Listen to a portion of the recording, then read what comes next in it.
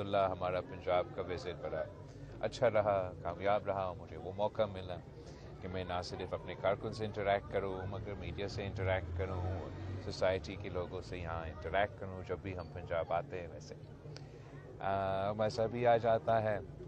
مجھے اندازہ ہے کہ آپ کے کافی سوالات ہوں گے، تو میں چاہوں گا کہ حسن مرتضیٰ صاحب آپ کو ایک ناصر سما ٹی وی سے ہیں جی. ناصر صاحب میرے چنیوٹ کے سر، سوری نیو ٹی وی سے. تسی سوال دے کر لو. یہ شاہد صاحب ہمارے پریس کلب کے صدر ہیں جی. شاہد السلام علیکم شاہد صاحب، کیسے ہیں آپ؟ خیریت سے؟ الحمدللہ. آج کل جو ہے وہ کے پی کے میں گورنر راج کی بات گشت چل رہی ہے، تو کیا ایسا کوئی ڈسکشن ہے؟ آپ اس بارے میں کیا کہیں گے؟ جہاں تک خیبر پختونخوا میں گورنر راج کی سوال ہے، ویسے تو اس پہ کوئی باقاعدہ ڈسکشنز پاکستان پیپلز پارٹی یا مسلم لیگ کے درمیان تو نہیں ہوئے ہیں. میرے خیال میں جس چیز کا آپ ذکر کر رہے ہوں اس کے وہ حالات جو بنتے جا رہے ہیں، اور یہ جس سمت پہ خاص طور پہ پختونخوا کی سیاست، مگر جو پی ٹی آئی کی سیاست جس طرف وہ آگے بڑھتا جا رہا ہے، وہ خود ایسے حالات پیدا کر رہے ہیں جس سے وہ وفاقی حکومت کو مجبور کرے کہ وہ سخت اقدامات لے. ان سخت اقدامات میں ایک آپشن، آئینی آپشن ضرور گورنر راج موجود ہے، مگر اس پہ کوئی باقاعدہ ڈیسیژن یا ڈسکشن ابھی تک نہیں ہوا. ڈاکٹر مزمل جی. فیض حمید کو آج 14 سال کی سزا ہوئی ہے، یہ جو ہونے جا رہا ہے آپ کیا سمجھتے ہیں؟ اس کو کس نظر سے پاکستان پیپلز پارٹی دیکھتی ہے؟ جی آپ یہ ایک تاریخی فیصلہ ضرور ہے، اور جنرل فیض صاحب کو 14 سال سزا آج ملا ہے مختلف جرائم کے مطابق. جہاں تک مجھے اندازہ ہے شاید مزید تحقیقات اور انویسٹیگیشنز یا ٹرائلز ہونے ہیں. میرے سیاسی زندگی میں دو ایسے لوگ تھے جو میں نے خود اپنے آنکھوں سے دیکھا ہے، جو اپنے وقت کے فرعون تھے، اور میں سمجھتا ہوں کہ یہ ایک تو خان صاحب خود ہے، جو وزیر اعظم ہوتے ہوئے ہر کسی کو جیل بھیجنے کا نہ صرف دھمکی عملی طور پہ بھیج بھی جاتا تھا، اور وہ طاقت کا نشہ میں پتہ نہیں کیا کیا دھمکیاں دیتا تھا کہ وہ اسی بھی نکال دے گا، وہ فلاں کر دے گا، وہ فلاں کر دے گا. انہوں نے یہ ہماری سیاست میں ایک بار پھر ایک بری روایت ڈالی تھی کہ نہ صرف کہ جو سیاسی حریف ہیں، مگر ان سیاسی حریف، ان سیاسی مخالف کے جو گھر کے عورتیں ہیں، خواتین ہیں، ان کو بھی نشانہ بنایا گیا. اور مریم شریف صاحبہ کو، فریال تاجپور صاحبہ کو جس انداز میں ٹارگٹ کیا گیا، اور پھر اس میں ہم نے خود اپنے آنکھوں سے دیکھا کہ کس طریقے سے اس کو اسی زندگی میں ان ایکشنز کا نہ صرف جواب دینا پڑا، بٹ اب وہی اسی قسم کی مشکلات آج بھگت رہے ہیں، اور وہ متفق عمل ہے کہ وہ آج خود جناب جیل میں ہے. اس کے ساتھ ساتھ ایک یہ جنرل فیض صاحب تھا، جو اپنے طاقت کے نشے میں نہ کسی سیاستدان کو، نہ کسی میڈیا ہاؤس کو، نہ کسی ہماری سوسائٹی میں، اس نے اپنے عہد کے خلاف ورزی، اپنا کام کے خلاف ورزی کرتے ہوئے پتہ نہیں کیا کیا کیا. اور آج ہم وہ دن دیکھ رہے ہیں کہ اس کو بھی اسی زندگی میں ان کی جرائم کا جواب دینا پڑ رہا ہے. میں سمجھتا ہوں کہ یہ ایک بہت تاریخی فیصلہ ہے. اب ویسے تو مکمل ڈیٹیلز مجھے موقع نہیں ملا نہ دیکھنے کے لیے، نہ اس کا تفصیل پہ پتہ کرنے کے لیے. میرا خیال میں اب آگے اس کے لیے بھی اپیل کے اور ایسے فورمز موجود ہوں گے. اپنے طور پہ تاریخی فیصلہ ہے، اور میں سمجھتا ہوں کہ سب کو توبہ بھی کرنا چاہیے اور اپنا زندگی کو ایسے گزارنا چاہیے، خاص طور پہ وہ لوگ جن کو کسی نہ کسی وجہ سے اللہ تعالیٰ کبھی آپ کو کوئی موقع دیتا ہے، اختیار دیتا ہے، ذمہ داری دیتا ہے، تو اس ذمہ داری کو آپ کو सही अंदाज में उस पर अमल दरामद करना चाहिए। सर, इससे जुड़ा हुआ एक सवाल है, माजी में लेफ्टिनेंट जनरल शुजा पाशा और ज़हीरुल इस्लाम पर भी इसी तरह के इल्ज़ाम थे कि वो पॉलिटिकल इंजीनियरिंग करते हैं, सियासी सरगर्मियों में मुलव्वस हैं। आप समझते हैं कि उनको भी इस तरह का उनका भी ट्रायल होना चाहिए? मेरे ख्याल में उनमें से एक के ख़िलाफ़ तो ट्रायल हुआ था और सज़ा एक्सेट्रा भी हुआ था, दूसरा के ख़िलाफ़ अभी तक नहीं हुआ। मैं किसी इंडिविजुअल के बारे में या किसी स्पेसिफिक केस के बारे में तबसरा नहीं करना चाहूँगा, मगर मैं समझता हूँ कि आज का फ़ैसला तारीख़ी है और वो ज़रूर ऐसे रास्ते खोलेंगे।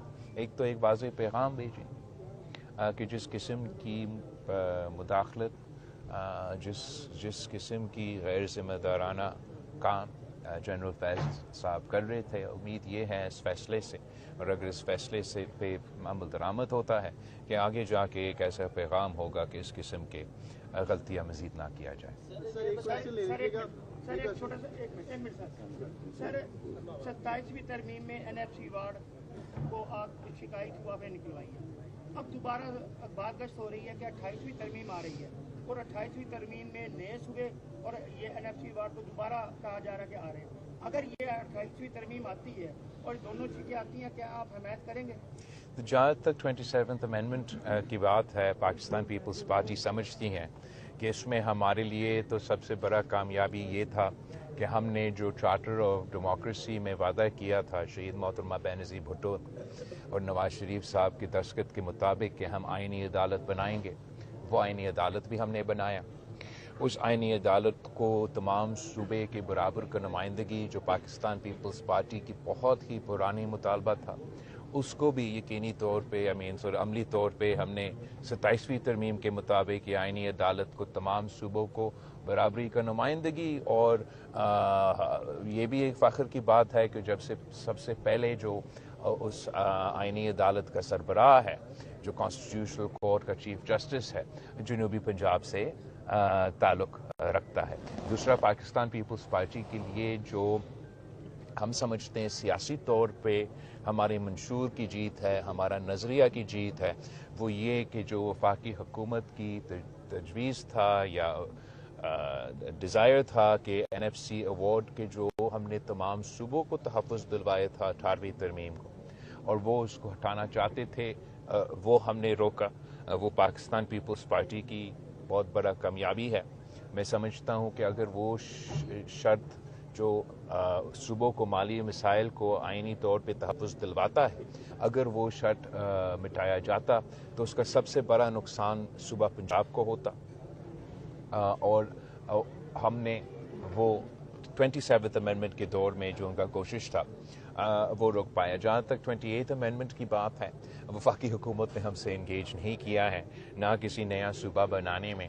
ज़रूर जहाँ तक मुआशी स्पेस है वफाकी हुकूमत के लिए, और जो वफाकी हुकूमत का मुआशी मुश्किलात है, हुकूमत को हमें अप्रोच करने की ज़रूरत उस अंदाज में नहीं है। हम सबको पता है कि वफाकी हुकूमत का मुश्किलात है, मगर वो वफाकी हुकूमत का मुश्किलात का ज़िम्मेदार ना लाहौर के अवाम है, ना मुल्तान के अवाम है, ना चिन्योट के अवाम है, ना कराची के अवाम है, ना लड़काना के अवाम है, ना कबायली इलाकों के अवाम है, ना पेशावर के अवाम है, ना सिबी का अवाम है, ना गवादर का अवाम है।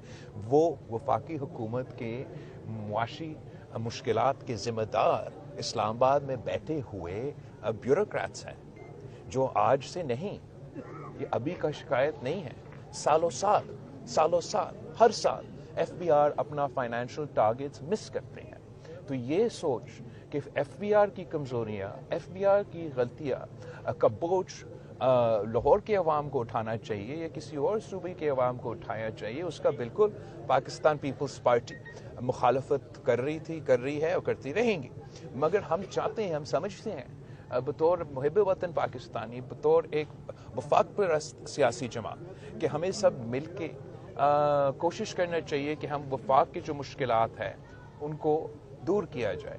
उसके लिए पाकिस्तान पीपल्स पार्टी के चंद तजवीज़ है, और अप्रोप्रिएट फोरम पे जैसे NFC अवार्ड के फोरम्स पे और हुकूमत के साथ जो गुफ्तगू होते उसके थ्रू हम अपने तजवीज़ देना चाहेंगे, जिससे हम समझते हैं कि हम सूबे के इख्तियारात कम किए बगैर شعبے کے مالی ذمہ داریاں کم کیے بغیر ہم سب مل کے وفاق کی یہ معاشی مشکلات دور کر سکتے ہیں، اور اس پہ انشاءاللہ تعالی پاکستان پیپلز پارٹی کام کرتی رہے گی۔ اس وقت جو پولیٹیکل انسٹیبلٹی ہے، ابھی ہم دیکھتے ہیں کہ کوئی فورن ڈائریکٹ انویسٹمنٹ پاکستان میں نہیں ہے، سوری کوئی فورن ڈائریکٹ انویسٹمنٹ پاکستان میں نہیں آئی، جبکہ ہم پرائم منسٹر کی ہر دوسری اسپیچ میں یہ سنتے ہیں کہ پاکستان کی معیشت جو ہے وہ ٹیک آف کرنے والی ہے، لیکن ایسا ہو نہیں پا رہا۔ پاکستان کے عوام آپ جگہ جگہ گئے ہیں، دیکھا ہے کس قدر مشکلات کا شکار ہے۔ کیا کب ایسا پاسبل ہوگا کہ پاکستان کی معاشی اس وقت جو سچویشن چل رہی ہے اس سے باہر نکل سکے گا، اور ہماری جو ایکسپورٹس ہے وہ کچھ بہتر ہوں گی تاکہ عام لوگ جو ہیں ان کی کچھ زندگی بہتر ہو؟ جہاں تک معاشی صورتحال ہے، عوام کے پاس معاشی مشکلات تو موجود ضرور ہیں، مگر حکومت کی یہ موقف کہ انہوں نے ملک کو معاشی مشکلات سے نکالے ہیں یا معاشی صورتحال کو بہتر کروائے ہیں، اس میں بھی کچھ حقیقت تو ضرور ہے۔ جب پی ڈی ایم نے حکومت سنبھالا تو اس وقت ملک جو ہے وہ ڈیفالٹ ہوتا جا رہا تھا، اور جو معاشی مشکلات تب تھے، جو مہنگائی کا طوفان تب تھا، جو بے روزگاری کے مشکلات تب تھے، وہ تو عروج پہ تھے، اور آپ کو یہ ہم سب کو یہ ماننا پڑے گا کہ شہباز شریف صاحب نے اور ان کی ٹیم نے معاشی پوزیشن سے ان مشکلات سے ہمیں نکالے۔ اب جہاں تک فورن ڈائریکٹ انویسٹمنٹ کی سوال ہے، میں سمجھتا ہوں کہ یہ تو بالکل حقیقت نہیں ہے یہ کہنا کہ کوئی فورن ڈائریکٹ انویسٹمنٹ نہیں ہو رہا۔ کچھ فورن ڈائریکٹ انویسٹمنٹ ضرور ہو رہا ہے، شاید حکومت مزید چاہتا ہے۔ میں سمجھتا ہوں کہ فورن ڈائریکٹ انویسٹمنٹ کے ساتھ ساتھ یا فورن ڈائریکٹ انویسٹمنٹ سے زیادہ ایکسپورٹس پہ فوکس کرنا چاہیے، اور پاکستان کو اپنا ان سیکٹرز کو سپورٹ کرنا چاہیے جس سے ہم اپنے ایکسپورٹس میں اضافہ کر سکیں۔ پاکستان پیپلز پارٹی سمجھتی ہے کہ جو سپورٹ وفاقی حکومت، صوبائی حکومت مثلاً زرعی شعبے کو دے سکتے، وہ اس وقت اتنا نہیں دے رہے جتنا ہمیں دینا چاہیے۔ ہم نے صوبہ سندھ میں اپنے جو چھوٹے کسان ہیں جن کے پاس 1 سے لے کے 25 ایکڑ تک کے جو کسان ہیں، ان کو ہم نے سپورٹ کرنے کی کوشش کی۔ صوبائی حکومت سے کے ذریعے ان کو ہم ڈی اے پی سپورٹ مہیا کر رہے ہیں، یوریا سپورٹ مہیا کر رہے ہیں، تاکہ زرعی شعبے میں ترقی ہو۔ زرعی شعبے میں ترقی ہوں گے تو ہم نہ صرف اپنے ملک کی جو ضروریات پورا کر سکتے مگر ایکسپورٹ کی صورت میں ملک کی معیشت کو فائدہ دلوا سکتے۔ ویسے ہی مختلف شعبے ہیں جس سے وفاقی حکومت اور صوبائی حکومت مزید سپورٹ دلوا